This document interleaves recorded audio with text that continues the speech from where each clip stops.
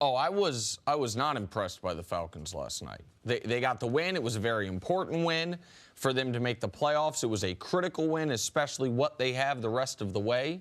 But I was not impressed by them. They tried to give this game away by their quarterback and by their coach multiple times.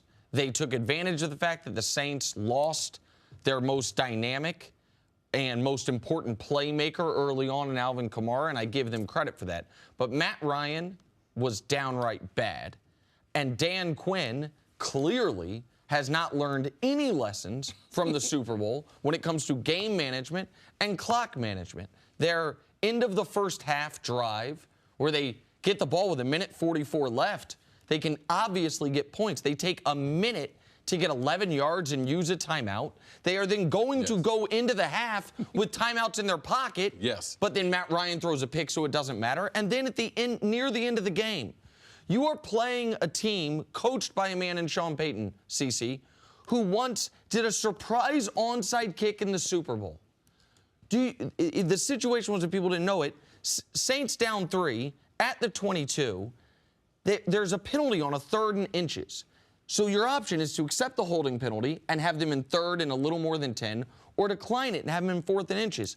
Dan Quinn declines it as if there was ever a chance Sean Payton was going to kick a field goal. Sean Payton, of course, then calls quarterback sneak. The Saints get it. It looks like the Saints are going to win until Drew Brees throws that terrible pass. So I wasn't impressed by Atlanta. I give them credit. They got a critical win, a bad loss for New Orleans. But this was a game of two teams trying to give it to the other one, and Atlanta ended up taking it. Well, Atlanta, two things happened in their favor. One, the injury to Kamara early.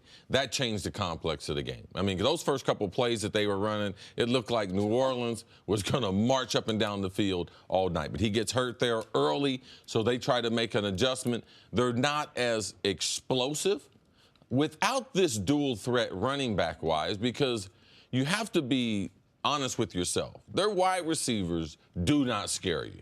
Like, their wide receivers aren't the type of group that they had when Drew Brees was throwing for 5,000 yards. Now, they are a quality group, but they don't have the explosive player in Brandon Cook. Their best receiver, Michael Thomas, is a possession receiver, a good receiver in his second year, had a tremendous rookie year. So the only thing you say, well, if you're not impressed with Atlanta and Matty Ice, the only thing that was more disappointing was Drew Brees, because this was a game where two quarterbacks played very bad. And then even after the mistakes and everything was set up for New Orleans to win, depending on Drew Brees cannot throw that ball down the middle. Now, the player makes a tremendous athletic play. Now, you can't account for that, but you can't put the ball in harm's way where you know at least you have a tie where you're going into overtime. You can't take that type of chance. Cece, that's the key point to me. They weren't down 4 or 5 or 6. They didn't have to get the touchdown. The reason I said earlier you knew Sean Payton wasn't going to kick the field goal on 4th and inches, not because he wasn't ever going to kick a field goal, but you weren't going to tie the game with 1:40 left, give the ball back to Atlanta. Right. But it was totally on the board that drive happily for New Orleans ends with a field goal kicked with like 20 seconds left. They take their chances in overtime. So that is a critical error by Drew Brees because they were only down 3. And the defense, Dan Quinn and the defense they designed, was for New Orleans to be able to settle for the field goal. They were not going to play man-to-man. They were not going to blitz them to give them a free throw, because it's a lot easier to throw against man-to-man, especially in the closed part of the end zone, the red zone. They dropped 7 guys into coverage. You are not going to be able to find the hole down the middle when they drop 7 guys in that short of a distance. So a critical mistake by Drew Brees. And it wasn't like he had to make that throw. Right. He could have checked the ball down, thrown the ball away, lived to play another day. So Matty Ice and Drew Brees were not at the top of their game. I know a win is a win, but this is not the win that you walk away from the game going, oh, I have confidence in the Falcons moving forward that they're going to do something with this and it's going to infuse more confidence in them and they're going to take this and run with it. I just don't have the confidence in them. But we talked about yesterday the fact that on short days rest, the coaches are going to keep the game plan simple. They want to get in and out of this this game without many injuries, go through, because they don't have many days to go through a number of different plays and whatnot. How much of the fact that they were playing Thursday night factored into, you didn't say big dynamic plays, you didn't say big plays out of the quarterbacks, maybe them keeping it a little safer, and then at the end, not playing very good games, either by Matt Ryan or by Drew Brees? Well, I think it's very, very difficult to play your best football when people are familiar with you. Your division opponents, they know the things that you like to do. You go cross-conference, AFC, NFC, or you go in other divisions. They're not as familiar with you. I know this as a player. I knew that when I left playing to be a broadcaster that, wow, I knew the NFC North, I knew the NFC, but, man, I really didn't know the AFC, and I had to be honest with myself.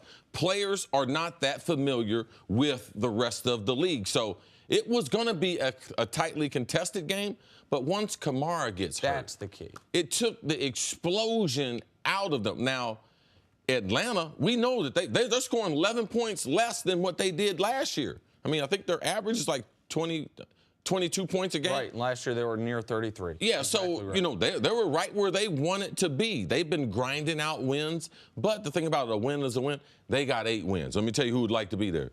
The Lions with 6, the Packers with 6 wins, and the Cowboys with 6 wins. So being right now with those 8 wins, I'll take it. yes. I totally agree with Chris that as far as the Saints side of it, you saw instantly Kamara was going to be featured. They were going to use Kamara like they did against Carolina. He was going to break tackles. He was going to be a terrible mismatch. Alvin Kamara, I mentioned Carolina, has been the guy Carolina thought they were getting with the 8th overall pick in Christian McCaffrey.